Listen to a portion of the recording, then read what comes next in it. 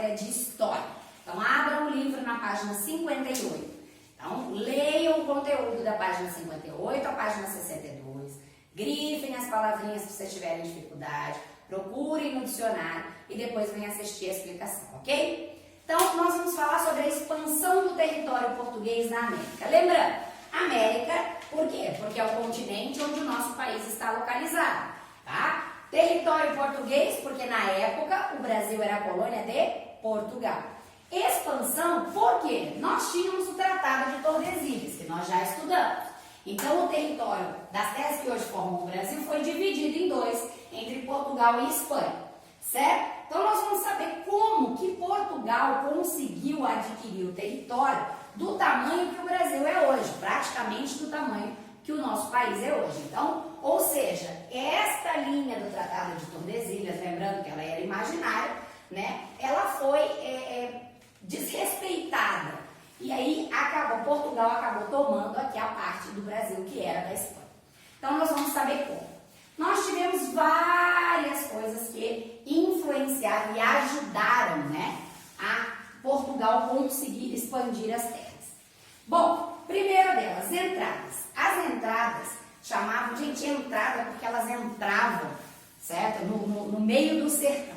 Só que elas eram expedições organizadas pelo governo português. Então, o governo português pagava para que esses homens que formavam as entradas entrassem no sertão para conhecer, porque ainda era uma parte desconhecida, iam buscar índios, eles aprisionavam os índios daquela região para vender como escravo aqui para as lavouras de cana-de-açúcar, certo? E para procurar pedras e metais preciosos. Então, a coroa queria achar algo mais. Então, nós tínhamos o pau-brasil, nós tínhamos a produção de cana-de-açúcar e Portugal queria achar mais riquezas dentro dessa terra. Só que as entradas eram financiadas, ou seja, pagas pela coroa portuguesa, pelo rei de Portugal. Então, eles obedeciam o Tratado de Tordesilhas. As entradas não passavam da linha do Tratado de Tordesilhas, eles não entravam em território espanhol, certo? Nós tínhamos também as bandeiras, que eram expedições que não tinham ligação com o governo português. Ela tinha a mesma função, aprisionar os índios para vender para as lavouras de açúcar e procurar metais e pedras preciosas. Só que eles não tinham ligação com o governo. Então, eles entravam por conta própria, aprisionavam os índios e vendiam para os fazendeiros. E também estavam em busca de pedras preciosas, só que não tinha ligação com o governo, com a coroa portuguesa. Então, eles não respeitavam o Tratado de Tordesilhas. O que aconteceu? Eles acabaram ultrapassando para território espanhol. Então, isso ajudou muito essa expansão do território português aqui na América, fazer com que as terras de Portugal fossem basicamente as terras que hoje formam o Brasil. Bom, as bandeiras, nós tínhamos 3 tipos de bandeiras. Bandeiras de apresamento. Apresamento, lembra de preso. Então, essas bandeiras de apresamento eram aquelas bandeiras que entravam ali no sertão, inclusive em território espanhol, para capturar os índios e vendê-los como escravos para as lavouras de cana-de-açúcar, certo? Então, bandeiras de apresamento, lembra de prender. Bandeiras de sertanismo de contrato, nome diferente, mas era o seguinte: os índios, lembra que em uma outra matéria nós dissemos que os índios se revoltavam contra a escravidão, né? Ninguém gosta de ser escravo, eles já moravam aqui, Portugal chegou e começou a escravizar. Então, muitas vezes eles se revoltavam, as tribos atacavam as fazendas e as bandeiras de sertanismo de contrato, eles serviam para, quando os índios atacavam, eles iam combater esses índios, certo? Então, os índios atacavam as fazendas, eram os bandeirantes, as bandeiras de sertanismo de contrato, que vinham combater esses índios. E eles também iam atrás dos negros escravizados fugidos. Então, nós já falamos do quilombo. Então, os negros fugiam das fazendas, onde eles eram escravos, iam para o meio do mato, muitas vezes para quilombos, e as bandeiras de sertanismo de contrato, eles iam atrás desses negros fugidos para trazer de volta para as plantações de cana-de-açúcar, para eles continuarem sendo escravos, certo? E as bandeiras de mineração. Essas bandeiras de mineração, eles saíam para procurar minerais, minerais valorosos, então valiosos. Elas percorriam os estados de Mato Grosso, Minas Gerais e Goiás. Então presta atenção aqui. Se o nosso Tratado de Tordesilhas, só essa parte era de Portugal, nós já conhecemos o mapa do Brasil com seus estados e suas capitais. Se ele ia em Mato Grosso, Minas Gerais e Goiás, eu já estou falando desse lado aqui. Mato Grosso e Goiás, inclusive, da nossa região centro-oeste, fica aqui, ó, pertinho aqui. Então, eles já estavam invadindo o território espanhol. E com isso, eles foram conhecendo esses lugares, formando trilhas. Esses bandeirantes da mineração, eles conheciam também bastante os caminhos. Por isso, eles foram abrindo o caminho e chegando até Goiás, Mato Grosso e Minas Gerais, onde eles acharam ouro, né? Uma próxima matéria aí nós vamos falar sobre isso. Mas eles acharam ouro nesses 3 estados. Então, entradas, expedições organizadas pela coroa portuguesa, ou seja, pelo rei de Portugal, eles respeitavam o Tratado de Tordesilhas. Eles não entravam em território espanhol. As bandeiras não tinham ligação com o governo português. Então, eles não respeitavam o Tratado de Tordesilhas. E eles foram entrando em território espanhol. As bandeiras tinham 3 tipos. Bandeiras de apresamento, que era para capturar os índios e vendê-los como escravos para as fazendas de cana-de-açúcar. As bandeiras de sertanismo de contrato, que combatiam os índios que atacavam as fazendas e iam atrás dos negros escravizados fugidos em quilombos ou no meio da mata. E as bandeiras de mineração, que saíam à procura de metais valiosos, né? Então, ouro, prata, e eles acharam em Minas Gerais, Mato Grosso e Goiás, que nós estamos falando já de território espanhol. Então, eles já tinham entrado dentro do território espanhol.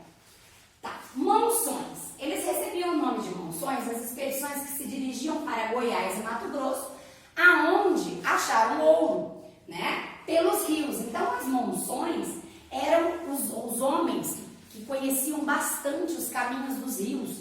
Então, eles levavam essas pessoas até lá, onde acharam ouro, e depois, como foram muitas pessoas para lá, porque lá tinha ouro, eles começaram a levar alimentos, coisas que eles estavam precisando para explorar o ouro aqui nessa região, né, do Mato Grosso, Goiás e Minas Gerais.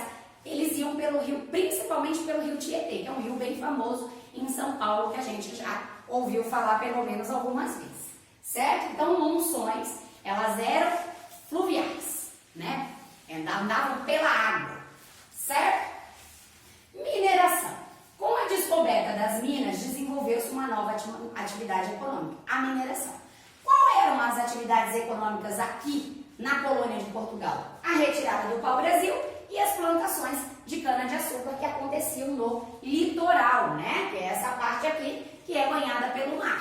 Lembra que a gente falou do solo e clima favorável, então as plantações eram aqui no litoral. Bom, como os bandeirantes acharam ouro lá no território espanhol, o que aconteceu? Todo mundo começou a ir para lá. Opa, lá tem ouro, eu quero ir para lá também. Então desenvolveu-se uma nova atividade econômica, além da retirada do pau-brasil e além da plantação de cana-de-açúcar, a mineração. Bom, muitos homens livres, iam para lá para achar ouro. Todo mundo queria ficar rico, todo mundo queria ter ouro. Só que a coroa portuguesa, o rei de Portugal, falou, tudo bem, vocês podem ir lá retirar ouro, só que eu vou cobrar um imposto em cima disso. Então, tudo que era achado nas minas, a coroa portuguesa cobrava um valor de imposto, chamado quinto. Por que chamava quinto? Porque era 1/5 daquilo que cada um achasse. Então, vamos supor, eu achava lá 100 quilos de ouro. A coroa ficava com 1/5 disso, que iria dar 20 quilos. Então, era um imposto alto, né? Se eu achava 100 quilos, 20 quilos era da coroa. Isso era feito nas casas de fundição. O que era isso? Fundir é passar do estado sólido para o líquido. Então, o ouro era derretido e ele saía em barras, né? Faziam barras com ali a marca da coroa portuguesa, e dali, das casas de fundição, eles já retiravam esse imposto chamado quinto, certo? Nós ainda vamos falar sobre a mineração um pouco mais pra frente, e aí a gente fala mais disso, tá bom? Então, a mineração ajudou muito a expansão do território? Claro, porque as minas foram achadas em território espanhol. Então, todo mundo foi para lá e a gente acabou expandindo o território português dentro do território espanhol. A criação de gado contribuiu muito para a expansão territorial. Bom, a criação de gado, vilas e cidades foram originadas da criação de gado porque eles faziam, lembra-se que eles iam ali em cima de cavalos e o gado ia junto.